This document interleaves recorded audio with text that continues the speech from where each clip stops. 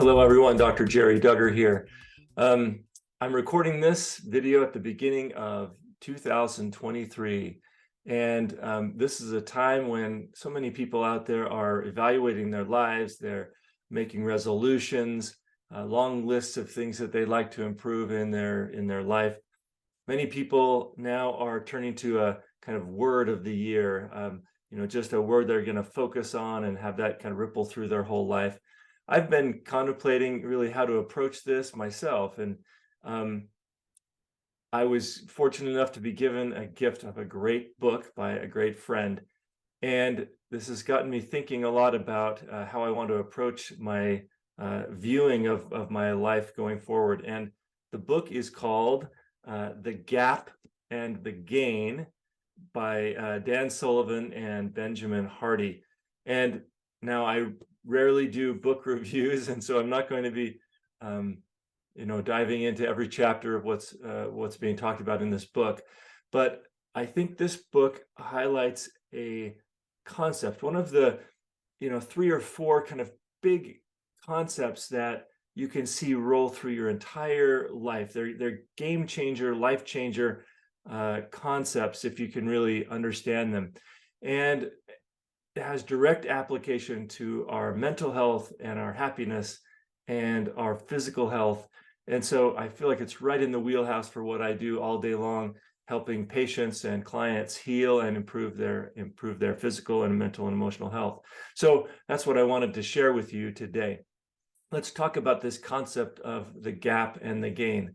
There are a lot of people who are very high achievers, and they're very successful in their business world, or with incredible talents that they can be on display. And people look at them and they see a tremendous amount of success, and they envy them and they want to be like them. But we also know of so many stories of those people who to the world look incredibly successful, but yet they report low levels of satisfaction and happiness in their life. And this is almost so well documented and demonstrated that it's not even surprising anymore. We hear of people who seem to be on the top of the world, and they end up taking their own life because they're battling these inner demons and they can't find happiness. And so what Dan Sullivan and Benjamin Hardy set out to do in this book is really to understand what's going on in that scenario. How do we actually get it all?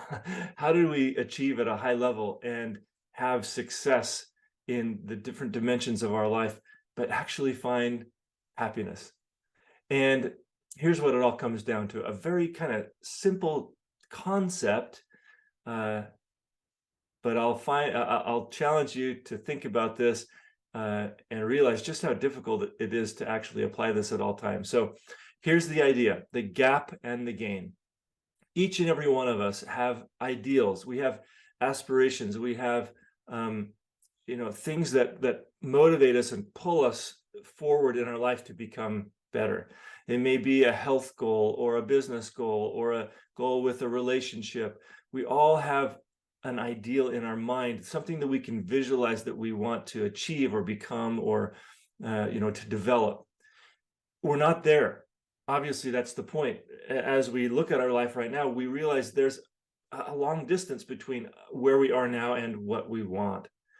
And that's okay. That is actually really important, to have aspirational goals and things that motivate us and drive us.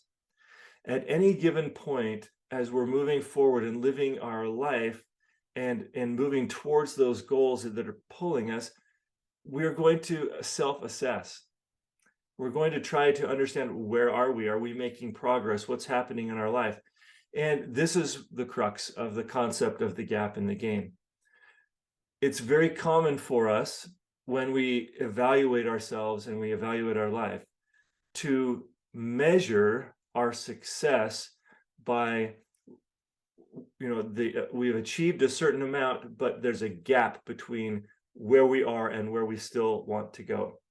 So if we are moving towards our goals, but we're not there yet, and we measure our life by the gap in between, happiness will always be elusive. It will always be something that we'll attain once we achieve.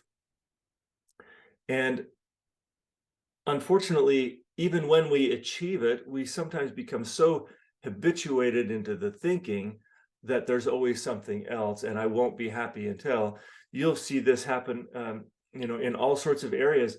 Maybe somebody wanted to make $10,000, and once they made it, they realized, gosh, I really want 20. So the goalpost always moves, and we never feel a sense of accomplishment, of achievement, of success. And we're always chasing. We're always living in that gap as we measure ourselves against an ideal and realize that we come up lacking. So conversely, we could go about this differently.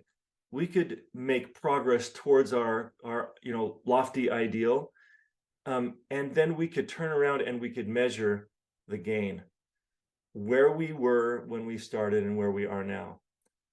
Now, that doesn't mean that we still aren't motivated to continue. In fact, that success, the feeling of accomplishment, of the gain that we've achieved, is actually the most motivating force that moves us to be even better the next day, the next week, the next month, and the next year.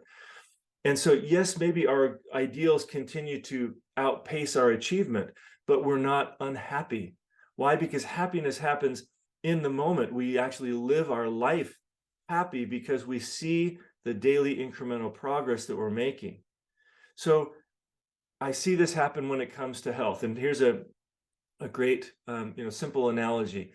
A patient comes in and they know their health has been neglected and they are 50 pounds overweight, let's say. And so we make some specific plans. We carefully understand their biochemistry and their lifestyle and all of the different factors that are going on. And we create a holistic approach that is going to address these things at the root and really help them heal, not just go on a binge diet and lose weight temporarily, but we're trying to actually help them to really be their ideal, not just, weigh their ideal, but be their ideal health. And let's say a month goes by and they report back and we realize they've lost 9 pounds. Well, so many times, I'm sitting with that individual and I can hear the frustration, the discouragement. I've lost 9 pounds before and it came back on. How is this going to be any different? I really wanted to lose 15 in the first month. All of these things you can see and hear in their words and in their tone, the gap. I'm not there yet. I wanted to be further. I must have done something wrong. Something must be off. And they're not happy. A simple reframe of like, wait a second, we're working on the root causes of these issues, doing the hard work on behaviors and lifestyle choices and mental, processing, all of the different triggers that you've been exposed to. You're working through this and trying to change at that deep level, and you're not going to be successful every single day, every single choice, but you're working on it. And look at the gain you've made. It's funny, I'm talking about gain as we're talking about losing weight, but a gain is 9 pounds. Okay, that's incredible. How do you take and understand that in the right context and be happy? Love your body towards health instead of hate your body and hate your choices and be thinking about all of the ways that you could have done better. So that simple analogy of weight loss is a great way to think about this. We always need to be reflecting on this big vision that we have, but when we measure our success, we don't measure it against an immeasurable ideal. We measure our success from where we came from.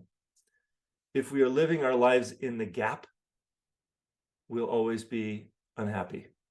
If we are measuring our lives in the gain, we have a chance of finding happiness and joy as the starting point of every single day. That is the most powerful concept I can think of. I'm loving applying this and thinking about this as I think about parenting my children, as I think about my relationship with my spouse. as I think about my practice and the things that I want to do there, as I think about how I interact with clients and patients. So this concept, the gap and the gain, is massive. I challenge you to think about this today. And boy, if I could recommend a book for 2023, I would tell you to grab this book, The Gap and the Gain.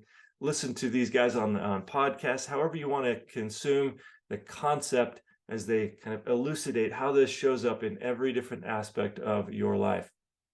You know, we all have a choice to be well, and I'm choosing to be well today and improve tomorrow.